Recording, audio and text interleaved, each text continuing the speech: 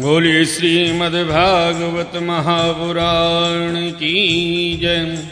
आइए भक्त वृंदो, श्रीमद्भागवत महापुराण में श्रीमद्भागवत महात्मा का पहला अध्याय देवऋषि नारद की देवी भक्ति से भेंट का प्रसंग श्रवण करते हैं। भक्त वृंदो, श्रीमद्भागवत पुराण प्रारंभ करते समय व्यास जी महाराज ने भगवान श्री कृष्ण की वंदना की। सच्चिदानंद रूपाय विश्वोत्पत्त्यादि हेतवे तापत्रय विनाशाय श्री कृष्णाय वयं नमः। सच्चिदानंद स्वरूप भगवान श्री कृष्ण को हम नमस्कार करते हैं, जो जगत की उत्पत्ति, स्थिति और विनाश के हेतु तथा आध्यात्मिक, आदि दैविक और आदि भौतिक तीनों प्रकार के तापों को नाश करने वाले हैं। जिस समय श्री सुखदेव जी का यज्ञोपवीत संस्कार भी नहीं हुआ था तथा लौकिक दैविक कर्मों के अनुष्ठान का अवसर भी नहीं आया था, तभी उन्हें अकेले ही संन्यास लेने के लिए घर से जाते देखकर उनके पिता श्री व्यास जी विरह से कातर होकर पुकारने लगे, बेटा, हे बेटा, तुम कहाँ जा रहे हो? उस समय वृक्षों ने तन्मय होने के कारण श्री सुखदेव जी की ओर से उत्तर दिया था, ऐसे सर्वभूत हृदय स्वरूप श्री सुखदेव मुनि को मैं नमस्कार करता हूँ। एक बार भगवत कथामृत का रसास्वादन करने में कुशल मुनिवर सौनक जी ने नैमिषारण्य क्षेत्र में विराजमान महामती सूत जी को नमस्कार करके उनसे पूछा। सौनक जी बोले, सूत जी, आपका ज्ञान अज्ञान अंधकार को नष्ट करने के लिए करोड़ों सूर्यों के समान है। आप हमारे कानों के लिए रसायन अमृत रूप सार गर्भित कथा कहिए। भक्ति, ज्ञान और वैराग्य से प्राप्त होने वाले महान विवेक की वृद्धि किस प्रकार होती है तथा वैष्णव लोग किस तरह इस माया मोह से अपना पीछा छुड़ाते हैं। इसी घोर कलिकाल में जीव प्राय आसुरी स्वभाव के हो गए हैं। विविध क्लेशों से आक्रांत इन जीवों को शुद्ध दैवी शक्ति संपन्न बनाने का सर्वश्रेष्ठ उपाय क्या है? श्री सूत जी, आप हमें कोई ऐसा शाश्वत साधन बताइए जो सबसे अधिक कल्याणकारी तथा पवित्र करने वालों में भी पवित्र हो तथा जो भगवान श्री कृष्ण की प्राप्ति करा दे। चिंतामणि केवल लौकिक सुख दे सकती है और कल्प वृक्ष अधिक से अधिक स्वर्गीय संपत्ति दे सकता है, परंतु गुरुदेव प्रसन्न होकर भगवान का योगी दुर्लभ नित्य वैकुंठ धाम दे देते हैं।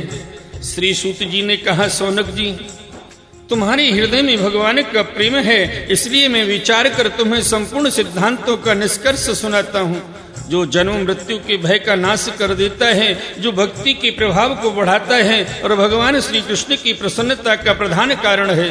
मैं तुम्हें वह साधन बतलाता हूँ, उसे सावधान होकर सुनो। श्री सुखदेव जी ने कलयुग में जीवों के कालरूपी सर्व के मुख का ग्रास होने के त्रास का आत्यंतिक नाश करने के लिए श्रीमद्भागवत शास्त्र का प्रवचन किया है। मन की शुद्धि के लिए इससे बढ़कर कोई साधन नहीं है। जब मनुष्य के जन्म जन्मांतर का पुण्य उदय होता है, तभी उसे इस भागवत शास्त्र की प्राप्ति होती है। जन्मांतरे भवेत् पुण्यम तदम भागवतम लभेत। जब सुखदेव जी राजा परीक्षित को यह कथा सुनाने के लिए सभा में विराजमान हुए, तब देवता लोग उनके पास अमृत का कलश लेकर आए।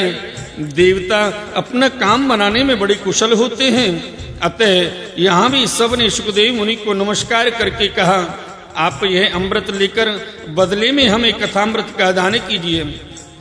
इस प्रकार परस्पर विनिमय अदला बदली हो जाने पर राजा परीक्षित अमृत का पान करें और हम सब श्रीमद्भागवत रूप अमृत का पान करेंगे। इस संसार में कहाँ काच और कहाँ महामूल्यमणि तथा कहाँ सुधा और कहाँ कथा। श्री सुखदेव जी ने यह सोचकर उस समय देवताओं की अनाधिकारी जानकर कथामृत का दान नहीं किया। इस प्रकार यह श्रीमद्भागवत की कथा देवताओं को भी दुर्लभ है। श्रीमद्भागवती वार्ता सुराणामपि दुर्लभम। ये श्रीमद्भागवत की कथा देवताओं को दुर्लभ है, लेकिन मनुष्य पर संत कृपा से सहजता से प्राप्त हो जाती है। पूर्व काल में श्रीमद् भागवत के श्रवण से ही राजा परीक्षित की मुक्ति देखकर ब्रह्मा जी को भी बड़ा आश्चर्य हुआ था। उन्होंने सत्यलोक में तराजू बांधकर सब साधनों को तोला। अन्य सभी साधन तोल में हल्के पड़ गए। अपने महत्व के कारण भागवत ही सबसे भारी रहा। यह देखकर सभी ऋषियों को बड़ा विस्मय हुआ। उन्होंने कलयुग में इस भगवत रूप भागवत शास्त्र को ही पढ़ने सुनने से तत्काल मोक्ष देने वाला निश्चय किया। सप्ताह विधि से श्रवण करने पर निश्चय भक्ति प्रदान करता है। पूर्व काल में इसी दयापरायण सनकादि ने देवऋषि नारद को सुनाया था। यद्यपि देवऋषि ने पहले ब्रह्मा जी के मुख से इसे श्रवण कर लिया था, तथापि सप्ताह श्रवण विधि तो उन्हें सनकादि ने ही बताई थी। सौनक जी ने पूछा, सांसारिक प्रपंच से मुक्त एवं विचरणशील नारद जी का सनकादि के साथ संयोग कहाँ हुआ और विधि विधान के श्रवण में उनकी प्रीति कैसे हुई?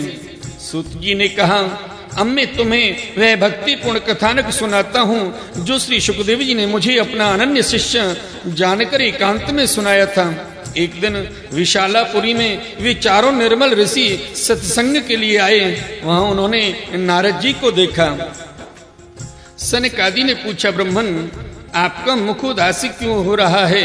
आप चिंतातुर कैसे हैं? इतनी जल्दी जल्दी आप कहाँ जा रहे हैं और आपका आगमन कहाँ से हो रहा है? इस समय तो आप उस पुरुष के समान व्याकुल जाने पड़ते हैं जिसका सारा धन लुट गया हो। आप जैसे आसक्ति रहित पुरुषों के लिए यह उचित नहीं है, इसका कारण बताइए। नारद जी ने कहा, मैं सर्वोत्तम लोक समझकर पृथ्वी में आया था। यहाँ पुष्कर, प्रयाग, काशी, गोदावरी, नासिक, हरिद्वार, कुरुक्षेत्र, श्रीरंग और सेतुबंध आदि कई तीर्थों में इधर उधर विचरता रहा, किंतु मुझे कहीं भी मन को संतोष देने वाली शांति नहीं मिली। इस समय अधर्म के सहायक कलयुग ने सारी पृथ्वी को पीड़ित कर रखा है। अब यहाँ सत्य, तप, शौच, बाहर भीतर की पवित्रता, दया, दान आदि कुछ भी नहीं है। बेचारे जीव केवल अपना पेट पालने में लगे हुए हैं। वे असत्यभाषी, आलसी, मंद बुद्धि, भाग्यहीन, उपद्रवग्रस्त हो गए हैं। जो साधु संत कहे जाते हैं वे पूरे पाखंडी हो गए हैं। देखने में तो वे विरक्त हैं, किंतु स्त्री धन आदि सभी का परिग्रह करते हैं। घरों में स्त्रियों का राज्य है, साले सलाहकार बने हुए हैं। लोभ से लोग कन्या विक्रय करते हैं और स्त्री पुरुषों में कलह मचा रहता है। महात्माओं के आश्रम, तीर्थ और नदियों पर यवनों विधर्मनियों का अधिकार हो गया है। उन दुष्टों ने बहुत सी देवालय भी नष्ट कर दिए हैं। इस समय यहाँ न कोई योगी है, न सिद्ध है, न ज्ञानी है और न सत्कर्म करने वाला ही। सारे साधन इस समय कलिरूप दावानल से जलकर भस्म हो गए हैं। इस कलयुग में सभी देशवासी बाजारों में अन्न बेचने लगे हैं। ब्राह्मण लोग पैसा लेकर वेद पढ़ाते हैं और स्त्रियां वेश्यावृत्ति से निर्वाह करने लगी हैं। इस तरह कलयुग के दोष देखता और पृथ्वी पर विचरता हुआ मैं यमुना के तट पर पहुंचा, जहां भगवान श्री कृष्ण की अनेकों लीलाएं हो चुकी हैं। मुनिवरों सुनिए, वहां मैंने एक बड़ा आश्चर्य देखा। वहां एक युवती स्त्री खिन्न मन से बैठी थी। उसके पास दो वृद्ध पुरुष चेत अवस्था में पड़े जोर जोर से सांस ले रहे थे। वह तरुणी उनकी सेवा करती हुई कभी उन्हें चेत कराने का प्रयत्न करती और कभी उनके आगे रोने लगती। वह अपने शरीर के रक्षक परमात्मा को दशों दिशाओं में देख रही थी। उसके चारों ओर सैकड़ों स्त्रियां उसे पंखा जल रही थीं और बार बार समझाती जाती थीं। दूर से यह सब चरित्र देखकर मैं कौतूहलवश उसके पास चला गया। मुझे देखकर वह युवती खड़ी हो गई और बड़ी व्याकुल होकर के कहने लगी। युवती ने कहा, अजी महात्मा जी, क्षण भर ठहर जाइए और मेरी चिंता को भी नष्ट कर दीजिए। आपका दर्शन तो संसार के सभी पापों को सर्वथा नष्ट कर देने वाला है। आपके वचनों से मेरे दुख की भी बहुत कुछ शांति हो जाएगी। मनुष्य का जब बड़ा भाग्य होता है तभी आपके दर्शन हुआ करते हैं। श्री नारद जी कहते हैं, तब मैंने उस स्त्री से पूछा, देवी तुम कौन हो? ये दोनों पुरुष तुम्हारे क्या होते हैं और तुम्हारे पास ये कमल नयनी देवियां कौन हैं? तुम हमें विस्तार से अपने दुख का कारण बताओ। युवती ने कहा, मेरा नाम भक्ति है, ये ज्ञान और वैराग्य नामक मेरे पुत्र हैं। समय के फेर से ही ये ऐसे जर्जर हो गए हैं। ये देवियां गंगा जी आदि नदियां हैं, ये सब मेरी सेवा करने के लिए ही आई हैं। इस प्रकार साक्षात देवियों के द्वारा सेवित होने पर भी मुझे सुख शांति नहीं है। हे तपोधन, अब ध्यान देकर मेरा वृतांत सुनिए। मेरी कथा वैसे तो प्रसिद्ध है, फिर भी उसे सुनकर आप मुझे शांति प्रदान करें। मैं द्रविड़ देश में उत्पन्न हुई, कर्नाटक में बढ़ी, कहीं कहीं महाराष्ट्र में सम्मानित हुई, किंतु गुजरात में मुझको बुढ़ापे ने आ घेरा। वहां घोर कलयुग के प्रभाव से पाखंडियों ने मुझे अंग भंग कर दिया। चिरकाल तक यह अवस्था रहने के कारण मैं अपने पुत्रों के साथ दुर्बल और निस्तेज हो गई।